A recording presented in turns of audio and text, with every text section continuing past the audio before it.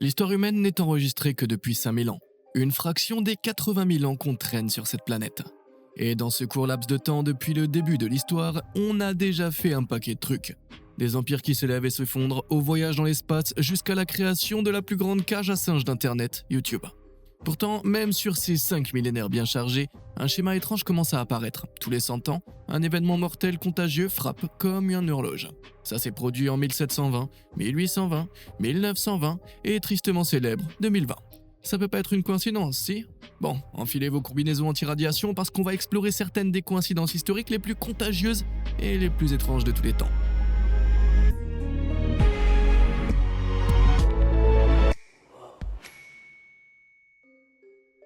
Commençons en 1720, dans la ville française de Marseille, où les habitants ont soudainement été frappés par une maladie monstrueuse.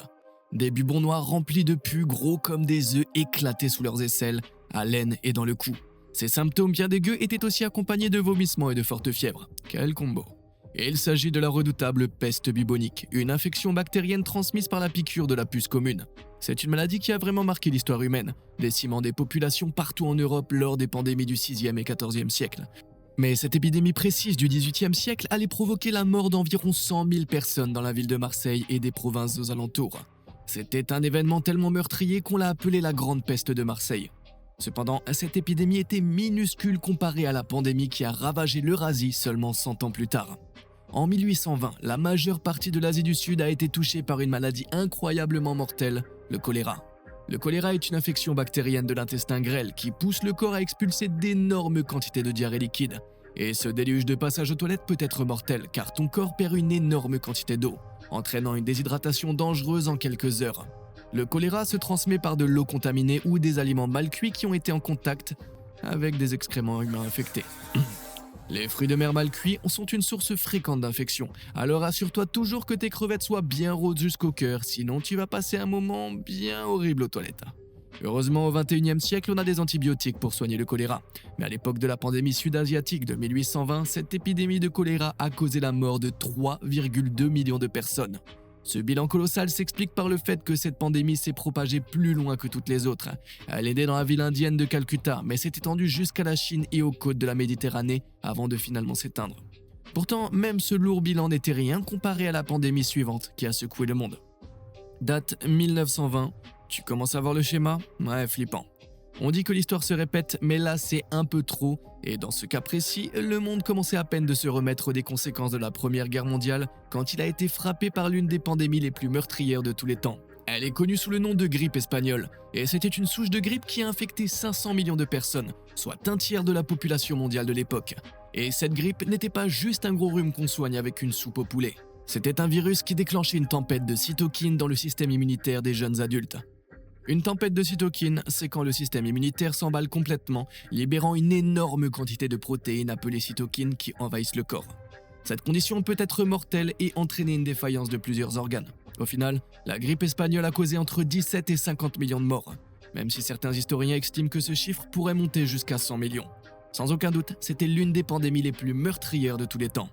Aujourd'hui, avec la médecine moderne et les vaccins contre la grippe chaque année, certains pensaient que la grippe espagnole serait la dernière pandémie mondiale. Mais ensuite, la malédiction des années 20 a encore frappé. Je pense que tu t'en souviens, en 2020, le monde entier a été frappé par la pandémie de Covid-19. Même si le virus en lui-même n'était pas aussi mortel que les autres pandémies de cette liste, comme la grippe espagnole, il était de loin le plus transmissible. Le virus a franchi les frontières et traversé les océans, se propageant dans la population humaine comme une traînée de poudre. Au total, avec un chiffre hallucinant de 655 millions de cas enregistrés dans le monde. Et pour les personnes ayant des problèmes de santé sous-jacents ou un système immunitaire affaibli, tomber malade du Covid s'est souvent révélé fatal, entraînant malheureusement environ 6,6 millions de morts. À cause de la nature extrêmement contagieuse du Covid et de l'absence de vaccins immédiats, de nombreux gouvernements ont imposé des confinements, obligeant les citoyens de nombreux pays à rester chez eux avec un minimum de contacts sociaux pendant plus d'1 an. Et mon Dieu, que c'était chiant. J'étais tellement à court d'occupation que j'ai regardé tout le catalogue Netflix, même leurs pires émissions de dating. Et franchement, regarder Love is Blind m'a donné envie de devenir aveugle. Mais c'était pas la seule déception pendant le confinement, car même après la levée des restrictions, le virus était toujours présent. Heureusement, aujourd'hui, beaucoup d'entre nous sont vaccinés et peuvent combattre l'infection. Mais vu le schéma qu'on a découvert, est-ce que ça veut dire que le monde va subir une pandémie encore plus meurtrière en 2120? Je veux dire, on dirait que le monde est condamné à subir une pandémie mondiale tous les 100 ans. Du moins, c'est ce que les titres d'articles partout sur internet veulent te faire croire, mais en réalité, tout ce concept est un énorme mythe historique. Pour comprendre ça, il faut d'abord voir ce qu'est réellement une pandémie. Une pandémie est définie comme une maladie qui s'est propagée à plusieurs pays ou continents. Donc, ça inclut la grande peste de Marseille en tant que pandémie. C'était plutôt une épidémie car elle a touché un grand nombre de personnes, mais uniquement à l'intérieur des frontières françaises. Quant à l'épidémie de choléra de 1820 qui a bien franchi des frontières internationales et donc constitue une pandémie, elle a en réalité commencé en 1817 et s'est poursuivie jusqu'en 1824. De son côté, la pandémie de grippe espagnole a commencé en 1918 et s'est terminée en 1920. Et ce ne sont pas seulement les dates qui sont fausses, mais aussi le nom de la pandémie. Même si cette maladie mortelle est connue sous le nom de grippe espagnole, les scientifiques modernes ont retracé l'origine de cette souche de grippe au cœur du sud des États-Unis, à Fort Riley au Kansas. La maladie a été appelée grippe espagnole parce que les journaux espagnols étaient les seuls à en parler librement à l'époque. Les autres pays, y compris les États-Unis, avaient mis en place une censure de guerre qui empêchait la diffusion de mauvaises nouvelles pour maintenir le moral, alors que l'Espagne était neutre dans le conflit. Résultat, la maladie a hérité du surnom de grippe espagnole, alors qu'il serait plus juste de l'appeler la grippe du Kansas, ce qui ressemble au genre de fièvre où tu hallucines que tu visites le magicien d'Oz. Bon, passons maintenant à la dernière preuve un peu bancale de ce mythe historique, la pandémie de Covid-19. Impossible de nier que cette pandémie nous a forcés à rester chez nous et à subir les chansons complètement fausses des célébrités qui s'ennuyaient en 2020. Cependant, les premiers cas de cette souche inconnue de coronavirus ont été signalés à l'Organisation mondiale de la santé depuis la ville de Wuhan en Chine, le 31 décembre 2019. C'est d'ailleurs pour ça que cette souche s'appelle le Covid-19, car c'est l'année où elle a été identifiée pour la première fois. Et techniquement, la pandémie de Covid-19 n'est toujours pas terminée, ayant évolué en différents variants comme Alpha, Epsilon, Theta, Kappa et Omicron. Cette maladie a fait plus de retours que Madonna. Mais le Covid-19 n'a pas été la seule star virale du 21e siècle. De vastes zones d'Afrique de l'Ouest ont été ravagées par l'épidémie d'Ebola entre 2014 et 2016, et le Brésil a été fortement touché par l'épidémie du virus Zika entre 2015 et 2016. Donc, même si ce mème de pandémie voudrait te faire croire que les épidémies arrivent pile tous les 100 ans, l'histoire n'est jamais aussi propre. En réalité, les pandémies sont bien plus aléatoires et souvent causées par des contacts rapprochés insalubres entre les animaux, comme les chauves-souris et les humains, permettant aux agents pathogènes de passer d'une espèce à l'autre. Et dans notre monde de plus en plus connecté avec les transports et le commerce, les maladies n'ont jamais eu autant de facilité pour se propager d'un continent à l'autre. Donc, on ne peut tout simplement pas prédire quand la prochaine pandémie mondiale frappera, mais pour être prêt, tu peux toujours garder ton gel hydroalcoolique à portée de main. Maintenant, si cette vidéo t'a transformé en véritable germophobe, lâche un like. T'inquiète, le reste de la vidéo est totalement sans microbe parce qu'on va plonger dans d'autres coïncidences historiques encore plus bizarres. Mais avant de ça, pourquoi ne pas t'abonner? Promis, c'est totalement désinfecté, c'est bon? Ok, maintenant voyons quelle autre coïncidence encore plus étrange l'histoire nous réserve. Tomate. En 1788, les premiers colons britanniques sont arrivés en Australie. Et après quelques morsures mortelles, ils ont vite découvert à quel point la faune locale était dangereuse. Mais évidemment, les Britanniques n'étaient pas les premiers arrivés. L'Australie est habitée par des tribus aborigènes depuis des siècles. Les cultures européennes et aborigènes se sont développées indépendamment avec des pratiques, des croyances et des langues différentes. Logiquement, les peuples aborigènes avaient leur propre vocabulaire unique, très éloigné de l'anglais. Ou du moins, c'est ce que pensaient les linguistes jusqu'en 1964. C'est cette année-là qu'un professeur linguiste, Robert M.W. Dixon, s'est consacré à l'étude de la langue de la tribu Mbabaram, originaire du Queensland dans le nord-est de l'Australie. Petit cours rapide en linguistique, pour étudier une nouvelle langue, on commence généralement par des noms simples. Tu peux pointer différents objets dans une pièce et les appeler table ou chaise par exemple. Pour apprendre ces mots, le professeur Dixon rencontrait régulièrement un locuteur natif du Mbabaram, nommé Albert Burnett. Lors de leur première rencontre, le professeur n'a enregistré que 28 mots. Mais au bout de 5 mois, il avait appris 250 mots et 300 phrases courtes. Imagine maintenant la surprise du professeur quand, lors d'une de ses rencontres, il a demandé le mot pour chien et a obtenu exactement la même réponse, dog. Au début, le professeur Dixon pensait qu'Albert s'était emmêlé avec l'anglais. Mais quand il a reposé la question en pointant le toutou, il a eu la même réponse, dog. Par pure coïncidence, la prononciation du mot Mbabaram est identique à la version anglaise. Pourtant, il n'y a aucun lien identifiable entre le Babaram et l'anglais. Même les pays sont séparés par presque 16 000 km. C'était une coïncidence incroyable, et parfois, le monde est complètement maboule comme un chien.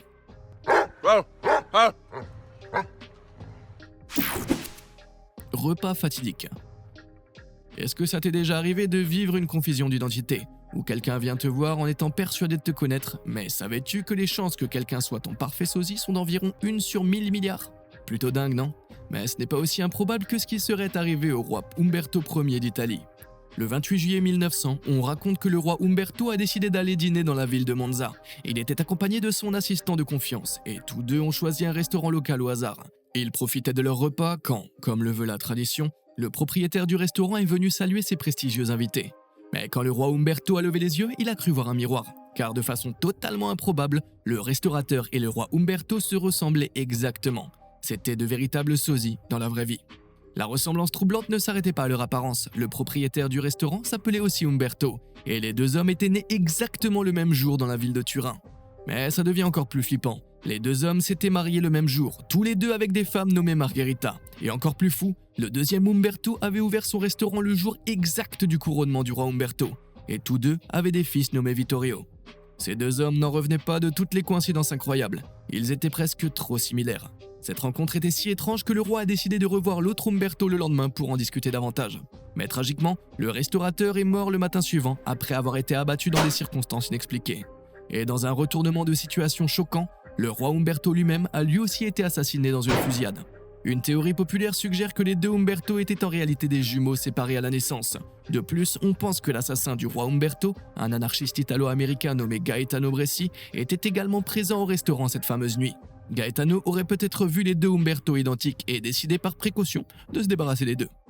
Cependant, malgré toutes mes recherches, je n'ai trouvé aucune source fiable de l'époque qui confirme cette histoire. Même si j'aimerais croire qu'Umberto a trouvé son sosie, je me demande si leur fils et leur femme avaient vraiment les mêmes noms ou s'ils partageaient réellement la même date de naissance. Quoi qu'il en soit, sans preuve, ça reste une simple rumeur historique. Et une rumeur qui tue en plus. Salut bébé. Tu t'imagines marcher dans la rue et d'un coup il se met à pleuvoir de l'argent? Ouais, ça ce serait un petit miracle bien vert. Mais dans le cas de Joseph Figlock, le miracle tombé du ciel lui a surtout foutu une belle frayeur. Alors qu'il marchait dans une rue de quartier à Détroit dans les années 30, Joseph a entendu un cri et a levé les yeux pour voir un bébé en train de tomber. Heureusement, Joseph a rattrapé le bébé et tout est bien qui finit bien. Mais par une coïncidence complètement dingue, un an plus tard, Joseph a vécu un vrai jour sans fin, en rattrapant le même bébé qui tombait à nouveau d'une fenêtre. Enfin, c'est comme ça que l'histoire est racontée, parce que les légendes urbaines comme celle-ci ont tendance à évoluer toutes seules. En réalité, Joseph était ouvrier dans la rue, ce qui expliquait pourquoi il passait autant de temps sur les trottoirs. Et il a bien intercepté deux enfants qui tombaient de fenêtres, mais c'était deux enfants différents, à deux endroits différents. D'abord une petite fille, puis un garçon de 2 ans. Et Joseph ne les a pas vraiment attrapés, ils lui sont plutôt tombés dessus. Mais grâce à lui qui a amorti leur chute, aucun des deux enfants n'a fini tragiquement sur le trottoir de béton. Mais pourquoi autant de bébés tombaient-ils des fenêtres? Eh bien, c'était à cause d'une tendance complètement folle de cage pour bébés qui a littéralement envahi le pays. À l'époque, on pensait que les bébés avaient besoin de prendre l'air pour être en bonne santé. Du coup, plein de parents très motivés, et pas très malins, accrochaient carrément des cages en grillage à poules à l'extérieur de leurs appartements pour aérer leurs bébés. La tendance a été popularisée par l'épouse du président Roosevelt, Eleanor, qui avait suspendu une cage pour bébé à l'extérieur de son appartement à New York pour y faire dormir sa fille. Parce que quoi de mieux pour garantir une sieste paisible que de suspendre ton bébé à une fenêtre au 4e étage en lui faisant respirer la pollution de la ville. Heureusement, dans les années 50, les gens ont repris leurs esprits et ont compris que les bébés et hauteurs, ça faisait pas bon ménage. Oublie les baby-boomers, la génération d'avant, c'était des lanceurs de bébés. Le premier et le dernier. La Première Guerre mondiale aurait été l'un des conflits les plus meurtriers de toute l'histoire humaine, avec 20 millions de morts et 21 millions de blessés à travers le monde. On pourrait penser qu'après un bilan aussi catastrophique, le monde aurait retenu la leçon, que ce serait la guerre pour mettre fin à toutes les autres guerres. Mais évidemment, on sait comment l'histoire s'est déroulée. Ça s'appelle la Première Guerre mondiale pour une raison. Cependant, il existe une coïncidence glaçante liée au cimetière militaire de Saint-Symphorien en Belgique, où de nombreux soldats britanniques tombés durant la Première Guerre mondiale sont enterrés. Sans aucune planification, la première victime britannique recensée de la guerre, le soldat de 17 ans John Parr, est enterré à seulement 4,50 m de la dernière victime recensée, George Ellison, âgé de 30 ans. Les deux tombes se font même face comme des serre-livres hantés de la guerre. La mort du soldat John Parr a été enregistrée seulement 17 jours après la déclaration de guerre du Royaume-Uni, tandis que le soldat George Ellison est mort seulement 90 minutes avant l'armistice. Un rappel morbide du coût de la guerre, mais aussi la preuve que tôt ou tard, la guerre finit toujours par s'arrêter. Double regard. On aime tous penser qu'on est unique, mais s'il existait quelqu'un quelque part qui avait vécu exactement la même vie que toi, eh bien c'est exactement ce qui est arrivé à deux frères jumeaux séparés à l'adoption en 1940 alors qu'ils n'avaient que 3 semaines. Les deux familles adoptives ont nommé les garçons James, mais tous deux étaient appelés Jim. Les deux Jim avaient des chiens d'enfance adorés, tous les deux nommés Toy. À l'école, ils excellaient tous les deux en maths et en menuiserie, mais aucun des deux n'était doué en orthographe. Une fois adultes, les deux Jim étaient de gros fumeurs, conduisaient la même voiture Chevrolet et passaient leurs vacances sur la même plage en Floride. Ils avaient les mêmes goûts en matière de femmes, puisque les deux Jim ont épousé des femmes nommées Linda, mais aucun des deux mariages n'a fonctionné, et les deux hommes ont divorcé pour épuiser chacun une Betty. Et les coïncidences flippantes des jumeaux Jim ne sont même poursuivies dans la génération suivante, puisque les deux hommes ont appelé leur fils James Alan. Ce train de coïncidences ne s'arrête jamais. Finalement, à 37 ans, l'un des Jim a réussi à obtenir les coordonnées de son frère jumeau via le tribunal de l'Ohio. Il l'a retrouvé et les deux ont parlé au téléphone avant de convenir d'une rencontre. Mais ce n'est que le 9 février 1979 que les jumeaux Jim se sont enfin retrouvés. De bébés à homme adulte, ils étaient presque impossibles de les différencier. Vu les similitudes frappantes entre leurs vies, ils ont été invités à participer à une étude menée à l'université de Minnesota. L'étude a révélé que les antécédents médicaux et leurs tests d'ondes cérébrales étaient presque identiques, et leurs tests de personnalité l'étaient aussi. Alors, est-ce que le débat nature contre culture est totalement réglé du coup? Est-ce que notre ADN détermine entièrement notre personnalité plutôt que l'environnement dans lequel on grandit? Eh bien, il faut noter que les deux Jim ont grandi à seulement 65 km l'un de l'autre dans des petites villes du Midwest. Donc ils ont été élevés dans la même culture américaine de banlieue, entre tarte aux pommes et clôture blanche. Et il est probable que si l'un des garçons avait été adopté à l'international, les choses auraient pu être très différentes. Mais tu sais quoi? Même moi j'ai entendu des rumeurs comme quoi il existerait des versions internationales de moi quelque part. Ah, t'imagines un peu?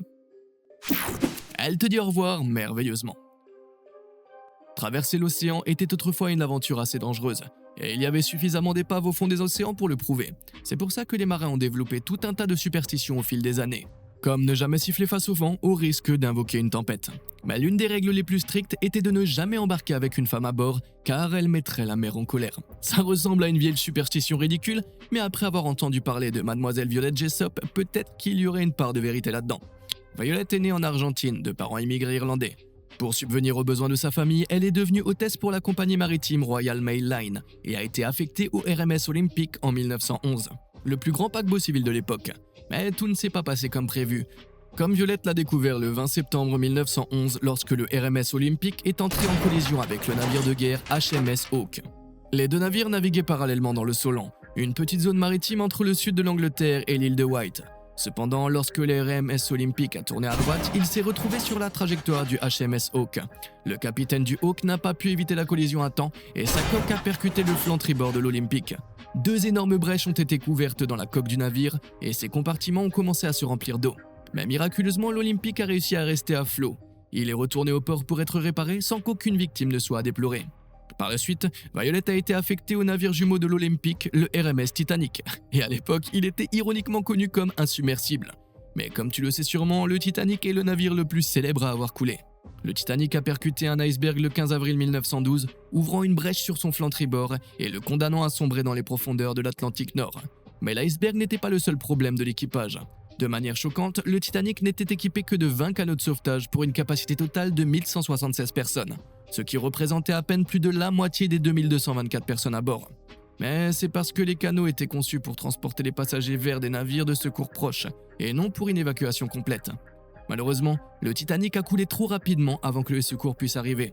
Heureusement, Violette faisait partie des rares personnes qui ont réussi à monter dans un canot et à survivre, mais plus de 1500 personnes ont perdu la vie dans cette catastrophe.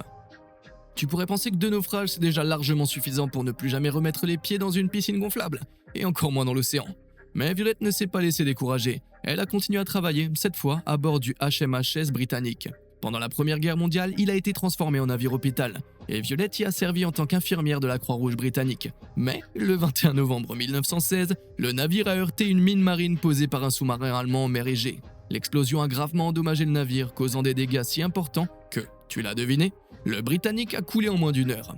Mais ayant tiré des leçons du Titanic, le navire était équipé de beaucoup plus de canots de sauvetage, et il n'y a eu que 30 victimes sur les 1030 survivants.